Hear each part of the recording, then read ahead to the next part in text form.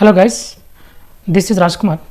Today we will discuss how RBI controls the inflation in the market, how it controls the money supply in the market, how it deals with the inflation, how it deals with the deflation, what is M0, M1, M2, M3, high powered money, reserve money, broad money, all those things we will discuss. There was a famous economist, John Keynes. He written a book, The General Theory of Employment, Interest and Money. According to him, people after getting the salary or the money from the business, they want to hold the money in hand. They don't want to invest in the gold, bond or land, mainly because John Keynes told three reasons. Because of the transaction motive, that is for day-to-day activities, any person want to purchase any day-to-day activities for any vegetables, fruits, like that day-to-day activities. For that we need cash. For that they won't invest in the bonds, gold or land immediately after getting the money. And one more, second motive is transaction motive, precautionary motive. Precautionary motive means there may be any sudden expenditure, maybe some person in our family got ill, or impulsive purchases, suddenly we want to purchase something which is required big money. And third motive is speculative motive, because these persons after getting the money, they want to wait the prices of the gold, land or bond to fall, and they can invest when the price of those are less, and soon after that rises they want to sell it to make the profit. So according to John Keynes, these people after getting the salary, money from the business, they don't want to invest in the bond, land and in the gold, because of these three reasons, that is transaction motive, precautionary motive and speculative motive. So these the people after getting the money, they will hold in their hand money, they will hold the money in their hand, or they will deposit in the bank as demand deposit, that is we call it as CASA. CASA means current account, saving account. Here we won't consider time deposit, as these time deposits are not perfectly liquid. Liquidity means whenever we want to purchase something, we cannot use FD, we cannot break the FD, we cannot use the gold to purchase something. Perfect liquid is cash. So people wanted to keep those cash in hand or in demand deposit. Demand deposit means whenever we want cash, we can approach the bank and they will give the money, and that demand deposit is CASA. So if you consider currency with the public, currency with the in the hands of the public, consider as A, and when the demand deposits in the bank, consider as B, then M1 is equal to A plus B. Remember this formula. Here, for example, now we will take in the whole country, he is the only person available and he is having cash in hand. He won't deposit anything with the bank. So the bank is not liable to pay anything to this person. So according to bank, every bank or every person will have assets and liability in their balance sheet. This person, when he deposits the amount in the bank, then for this person it will be assets, and for the bank it will be liability, because they have to pay back the amount to the public with interest. So it will be liability for the bank, and for the person it will be asset. So now in this case he is having 100 rupees in hand. So to calculate M1, we need M1 means A plus B. A means currency with the public and B means demand deposit with the bank. So A is amount with the public is 100 and B is demand deposit with the bank is 0. So M1 is equal to A plus B is equal to 100. In this case, the M1 is equal to 100 rupees. Now after some time, this person has deposited the amount in 100 rupees in the bank. So this will become the liability of the bank, and for him it will become asset. To equalize assets and liability, the bank has to give 100 as here, and at the same time RBI tells that bank should maintain 100% cash reserve ratio. It means whatever the deposit bank has taken from the public, all those money should be deposited to the RBI. It should not revolve that amount in the for giving the loans. For example, it is an hypothetical example. In this case, what will be M1? M1 means A plus B. A means amount with the public, that is 0, and amount demand deposit with the bank, that is 100. Here also M1 is equal to 100 rupees. Now we will take real situation. That was hypothetical situations where RBI tells bank should maintain 100% cash reserve ratio, whereas in this case we will bank case, this is also a hypothetical situation, not purely cash reserve ratio. Cash reserve ratio now is 4%, 3.5%, it will vary. Now we will take, for example, RBI tells we have to maintain 10% as cash reserve ratio. So this public has deposited full amount, whatever amount was with the public, they have deposited full amount in the bank, 100 rupees, and RBI tells bank has to maintain cash reserve ratio, 10% cash reserve ratio. In this case 10 rupees, 10% of 100 is 10 rupees. 10 rupees will be maintained with the bank, and remaining 90% they will revolve that amount to give the loan to any person, some person. For example, this person takes the loan from the bank, he takes 90 rupees and he purchases a SIM from the Reliance company. So he gives that 90 rupees to the Mukesh Ambani. Then this person will deposit that 90 rupees in Axis Bank as demand deposit. Now in this case, if we calculate M1 in this case, then currency with the public will be 0, and demand deposit with the bank is 100 plus demand deposit with the bank is 90. This also we have to take into consideration. So 100 plus 90, A is 0, amount with the public is 0, and demand deposit with the banks is 100 plus 90, that is 190. So M1 will become 190 rupees in this case. So here actual original amount was only 100 rupees, but we have seen here it is 190 rupees. The money in the market has become 190 rupees. This situation is called money multiplier. Only 100 rupees, original cash was 100, it multiplied to 190 rupees. So for this, for example, in 100 rupees, in this first bank is taken 100 rupees as demand deposit from the public, and it has maintained 10% of 100 rupees as 10 rupees with the RBI, and remaining 90 rupees he has revolved it in a loan. So this person, as I previously told, that loan amount he used to take a SIM card from the Mukesh Ambani, and that person has deposited in the second bank, Axis Bank, in that example. So again this 90 rupees he has to maintain 10% of 90 rupees, that is 9 rupees with the RBI, and remaining 81 rupees he can revolve that in giving the loans to some other person. So some other person may deposit that 81 rupees as a demand deposit in some other bank. So in this case, if we add up all these 10% of 100, all these things, it will total come to 100 rupees, and when we add all these cases, 90 rupees, 80 rupees, 72, all these cases, it will come to 1000 rupees. So here actual money was only 100 rupees, but it has become 1000 rupees in this case. So money has multiplied 10 times. So how to calculate that amount, money multiplier? For example, there is a formula, that is 1 by R. There is a formula 1 by R, where R is cash reserve ratio percentage. So in this case it is 10%. So 1 by R is equal to 1 by 10%. 10% means 10 by 100. This 100 will go above, and 100 by 10, that is equal to 10. So money multiply will become 1 rupee will become 10 rupees in this case when cash reserve ratio is 10%. Also, if cash reserve ratio is equal to 5%, then we can calculate 1 by R, that is equal to 1 by 5%, that is equal to 1 by 5 by 100, which is equal to 100 will go above, and 100 divided by 5, that is equal to 20 times. So when cash reserve ratio is 5%, we will tell that money has multiplied 20 times. And this is the example when I have told when it is 5% cash reserve ratio, it will become 20 times. Like that only you can calculate for 4%, 100% also. So when the cash reserve ratio is 100%, money will multiply 1 times, means lowest multiplier of a money is exactly equal to the amount that is actually present in the market. So here the reserve ratio, lower the money supply. This we have to remember, because when we increase the reserve ratio, then the money multiply will become less. So there will be supply of money in the market will be less.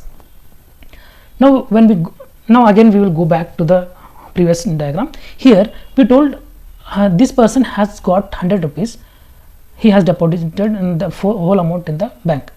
Now the question is, from where he got that amount, that 100 rupees? Maybe he has done some job in the MNREGA scheme and he has got that 100 rupees. Government might have given him 100 rupees. Again the next question is, from where the government has got that money?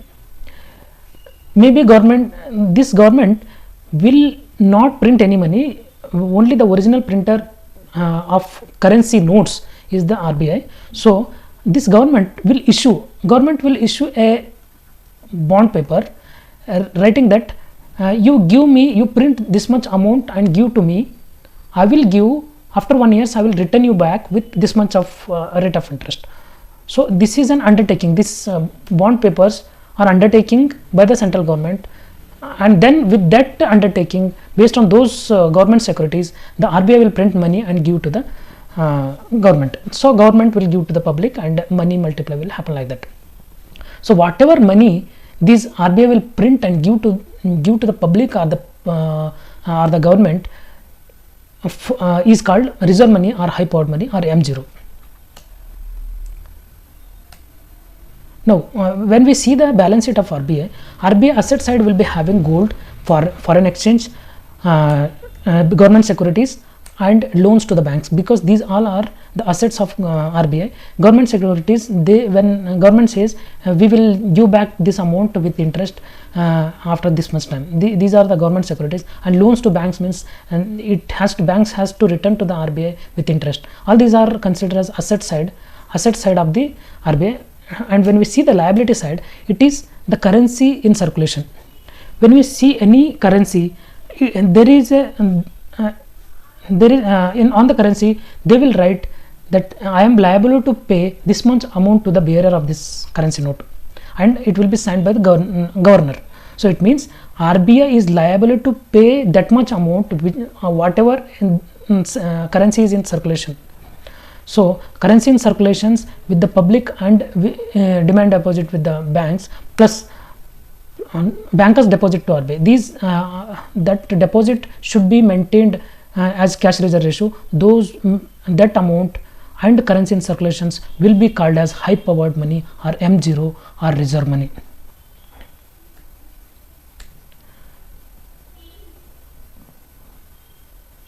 So now in the case is, we have seen a case where public deposits amount to the bank and bank revolves that amount in the loans and money multiply will happen. One more situation is, bank will also, I told in the asset side, loans to the banks. Asset side of the RBI, we have seen there is a loans to the banks. Bank will also get money from the RBI, not only from public. Banks will also get loan from the RBI, and with that loan also, with that money also, a bank can revolve that amount in the market and multiply it. So there are two cases from where from public money also it can multiply the money in the market, and also it can multiply using the repo loans given to the banks. So to consider to decrease the money supply or increase the money supply, we have to increase the interest rate of the repo interest, or we have to decrease the money supply in the public. In that case, the the cash available with the bank to rotate in the loans will be less, and money multiplier will automatically get lesser. So these methods will be used to control the inflation and deflation, which we will discuss further in the slides to come. Now we have seen M1, the amount that was narrow money. M1 is equal to A plus B, the amount with the public and the amount with the demand deposit with the bank. This amount plus the time deposit with the banks will be called as M3, and M1, the currency with public plus demand deposit with the banks plus the demand deposits with the post offices will be called as M2. So this now again M3 demand deposit with the bank, currency with the public and time deposit is M3. This plus saving account, demand deposit with the post office will plus the time deposit with the post offices will be called as M4. This is the broadest money. So when we see the liquidity of the M1, M2, M3, M4, when we compare the liquidity, then liquidity of M1 is more than liquidity of M2, and which is more than liquidity of broad money M3, and which is more than liquidity of the M4. So now, as I told, we will discuss the how RBI will control the inflation. Now, in this situation, we will see a hypothetical situations where the person wanted to purchase onion. Here, supply and demand equilibrium is created. Now, 1 kg of onion will cost 100 rupees. Now, suddenly, government announces a scheme, that is Rajiv Gandhi suitcase le lo yojana. It will print as many as currency it wants, and it distributes to the BPL family to increase, to tell that we have performed. We are giving this much amount to the people, and they are becoming to reduce the poor.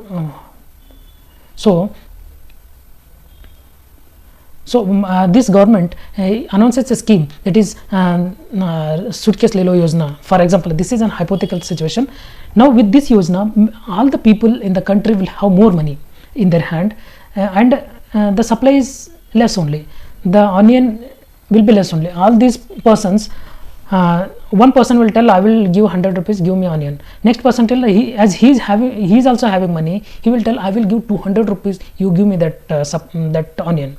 Another person will tell, no, I will give 300 rupees, you give me that 1 kg onion to me. Like that, it will go, equilibrium will create. For example, in this case, equilibrium will get created where 1 kg of onion will become 1000 rupees. This will be called as inflation, where the cost of the commodities is very high.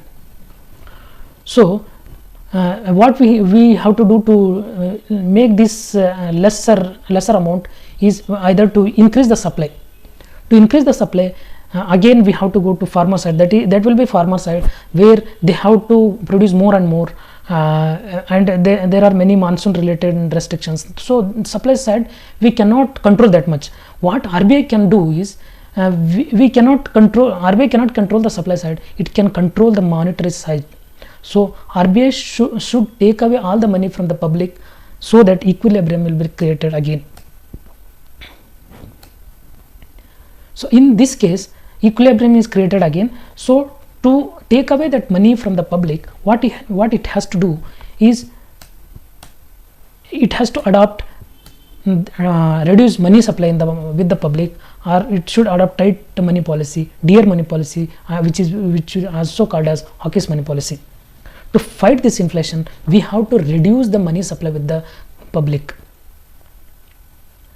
We have seen how the money will multiply previously. Money will multiply through the deposits with the public or through the loans from the RBI. So it may increase the interest rate of the loan, or it may decrease the currency money supply with the public. So by these methods, it can reduce the money supply. So it can reduce the money supply because by reducing this money supply to the bank, money multiplier will be lesser. So now deflation. Here in this case, each 1 kg of onion will cost only 1 rupees. Now there is no money with the public. In this case, what will happen is, farmer will get discouraged. For consumer side, it is very good, as 1 kg onion is getting in only 1 rupees. Consumer side is very nice, but if we see from the farmer's point of view, he won't be able to recover whatever amount he has put into that field for production of these onions. So that farmer will get discouraged, and he will not cultivate further, or he will remove the whatever employees he is having in his field. He will remove all those employees, and unemployment problem will increase. This is with respect to farmers. Again, this can also be seen industrial wise. For example, if there is a car and car rate will decrease, then what he has to do is, car rate will decrease, then manufacturer will not be able to recover whatever amount he has put into the manufacturing for that car. So he will fire his employees, and he won't produce further. So he will also get discouraged, and when he won't produce, then the tax collection to the government will decrease, and when the profitability of that company will decrease, then he won't pay the income tax to the government. So money, that government will have lesser money to supply into the market, and it has to borrow from the foreign our government has to borrow from the foreigners. Then our current account deficit will increase and GDP will decrease. Like that, there will be many effects when deflation will be there in the market. So deflation is also not good. So to combat with this deflation, what RBI has to do is it has to increase the money supply in the market. One thing, we can reduce the money supply of the onion. Either we have to take them all the onion and throw in the ocean, or we have to put it on fire. But this cannot be done. What RBI has to do is it has to increase the money supply in the market by following the easy money policy, increase the money supply by doing the easy money policy, cheap money policy, or it is also called as dovish money policy. So this inflation is also not good and deflation is also not good. RBI, that's why, always tries to maintain the inflation rate at 4% plus or minus 2%. It should not be less. It should not go less than 2, or it should not go more than 6%. Otherwise, as I discussed, those problems will happen. So for good development of a country, for better GDP growth, these RBI should always maintain inflation rate at 4% plus or minus 2%.